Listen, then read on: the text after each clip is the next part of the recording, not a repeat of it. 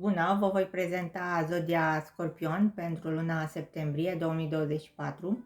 Vor fi mesaje ale tarotului privind cariera, banii, sănătatea și dragostea. Totodată vor fi și mesaje a trei cărți oracol pentru a vedea perspectiva de ansamblu pentru voi. Pot asculta cei care au soare, luna, ascendent, precum și Venus în zodia Scorpion. Soarele este despre carieră, luna este despre familie, ascendentul este despre tine, despre calea ta și Venus despre iubire. Dacă le cunoașteți, puteți asculta și acele zodii, pot fi și acolo mesaje care să rezoneze cu voi. Vom începe cu mesajele cărților oracol.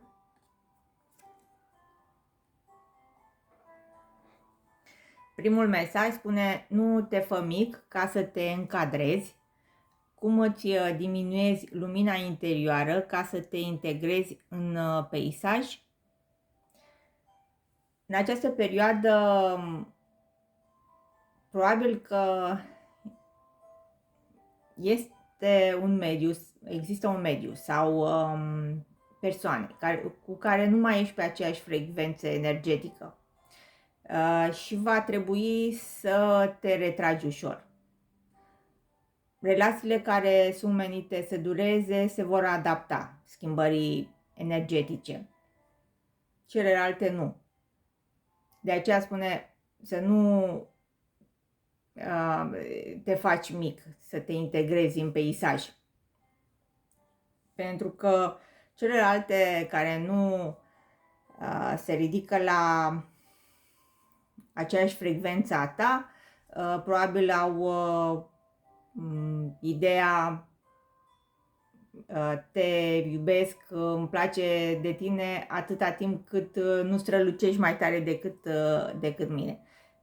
Acum adaptați, pentru fiecare este diferit, dar probabil că există ceva care te face să încerci să te integrezi în peisaj, într-o situație, într-un grup, undeva. Deci fiecare analizați ce este benefic pentru fiecare. Cel de-al doilea mesaj este Akasha. Spune: călăuzirea ta este de origine divină. Akasha spune că se spune că este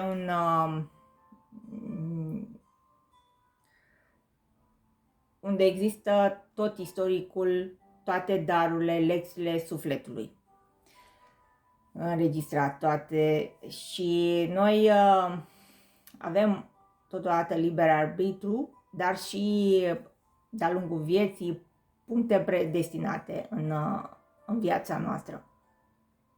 Și cumva această carte vrea să spună că ceea ce ți se întâmplă este o confirmare că poți să mergi mai departe. Deci cu curaj să mergi mai departe. Poate că este nevoie să ceri suport în plan fizic la persoane care sunt apropiate, dar totodată suport spiritual în această perioadă. Cel de-al treilea mesaj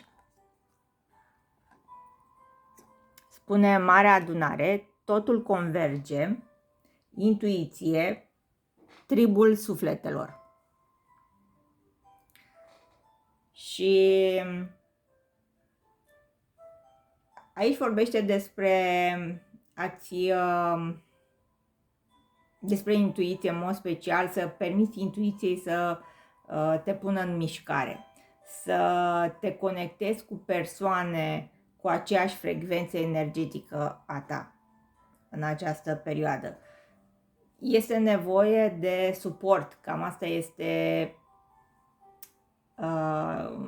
ideea generală, și este bine să-ți folosești intuiția și să te înconjori de persoane cu cu aceeași frecvență energetică, nu cu persoane care te pun la zid, între ghilimele.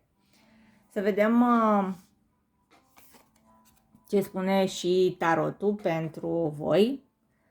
Prima carte este 7 de spade și cred că cam spune totul vis-a-vis de partea asta spirituală, a căutării spirituale și că ești pe calea cea bună, pentru că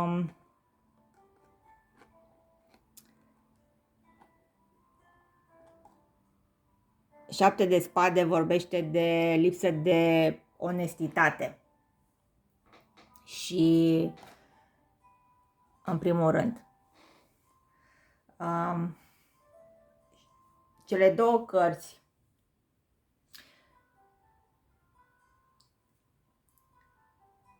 să începem cu 7 de spade. 7 de spade, cum spuneam, înseamnă înșelăciune. Regele de monede, King of Coins, reprezintă stabilitate. Practic, cartea 7 de spade te avertizează să fii precaut la anumite acțiuni care pot fi înșelătoare sau la motive ascunse, în timp ce regele de monede reprezintă bogăția materială, abundența, cum spuneam. Și cumva este indică să gândești acum ca la un moment de să rămâi fidel principiilor tale. Chiar și atunci când te confrunți cu anumite tentații, care poate să fie de ordin material în această perioadă. 7 de spade, din punct de vedere al carierei, poate să însemne că cineva la locul de muncă lucrează împotriva ta sau intenționează să te trădeze. Este vorba de, în orice caz, este bine să te abții, să-i acuzi pe cei din jurul tău, dar să rămâi vigilent. Că cineva, poate un asociat sau un partener sau un coleg, poate să renunțe la o afacere, un proiect, ceva, da? Și să nu te aștepți. Ce mai înseamnă 7 de spade? Pentru unii poate să însemne contemplarea unor noi orizonturi. Deși poți să te bucuri de ceea ce ai la locul de muncă, de anumite aspecte, totuși să simți că stagnezi. S-ar putea să fii schimbat locul de muncă și nu mai ai ținut legătura cu foștii colegi și s-ar putea să simți că i-ai dezamăgit. Și în final poți să te reiei legătura cu ei și să fii sincer, dacă cumva e pentru unii acest aspect, și să le spui exact cum stau lucrurile și să nu te împiedice să-i vezi din când în când dacă ești prins cu un nou loc de muncă și totuși vrei să te reconectezi cu unele persoane de la fostul loc de muncă. Poate să însemne și acest lucru, dar ideea este să fii vigilent în această perioadă la locul de muncă, dar nu-i acuza, da? Până nu ai dovezi. Și chiar dacă ai dovezi, este bine să știi când să expui anumite lucruri. Depinde pentru fiecare. În privința banilor, 7 de spade spune că s-ar putea în această perioadă să te simți norocos, îndrăzneț, dar să nu lași cumva acest sentiment trecător să ascundă de fapt realitatea situației tale financiare. Ce poate să mai însemne? Că, de exemplu, poate împrumuți cardul de credit al soțului sau soției și fără să-i spui, și iei o decizie unilaterală de a folosi banii fără aprobarea lui, respectiv ei, și aceasta poate să ducă la o destabilizare a relației. Deci, atenție! Înainte de a acționa,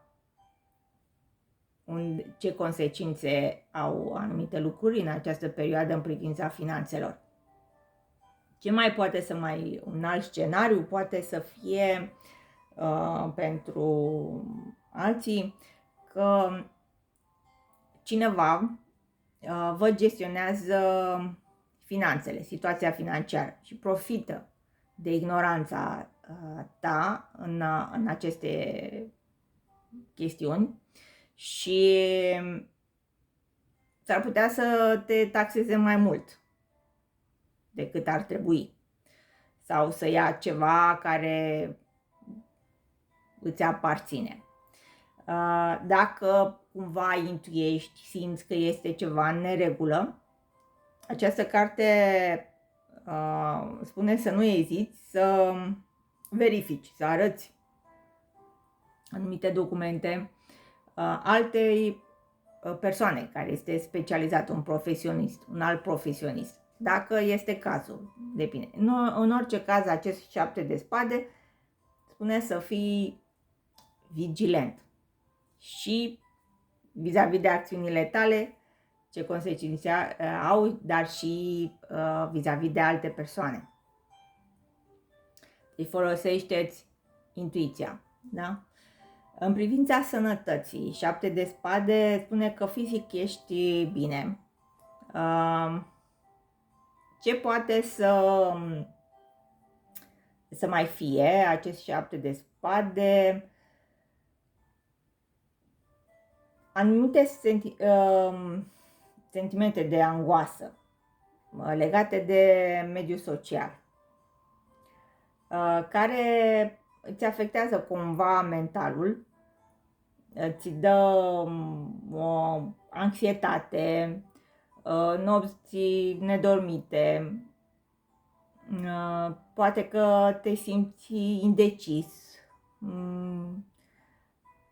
prins în capcană, vis-a-vis de o situație, cum să acționezi, și simți că oricum ai acționa, ești tot, vei ajunge să fii nefericit. Ideea este să cere ajutorul altei persoane care nu este implicată emoțional și să te ajute să îți aranjezi altfel gândurile, să vezi lucrurile dintr-o altă perspectivă, să-ți arată poate o altă cale de ieșire și să fie mult mai ușor decât credeți voi. Regele de monede în dragoste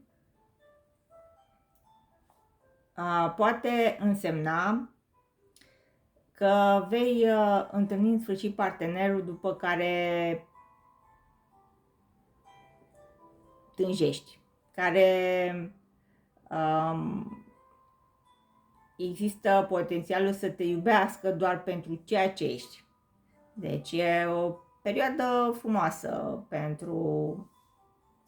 ar fi bine să fii deschis anumitor oportunități dacă apar în această perioadă, dacă ești singur. Dacă ești într-o relație, Regele de monede indică o perioadă de stabilitate, cu toate că dacă cumva există ceva care te nemulțumește la situația ta actuală, ar trebui să spui, să comunici acest lucru partenerului, să fii sincer cu tine și cu partenerul, pentru că lucrurile se vor rezolva de la sine. Deci nu te fă mic ca să te încadrezi în peisaj, da? Folosește-ți intuiția în această perioadă și de asemenea înconjoară-te de persoane cu aceeași energie ca a ta și vei reuși. În final, dacă este o perioadă mai provocatoare din punct de vedere al carierei, finanțelor, depinde pentru fiecare. Eu vă mulțumesc pentru vizionare. Pe curând!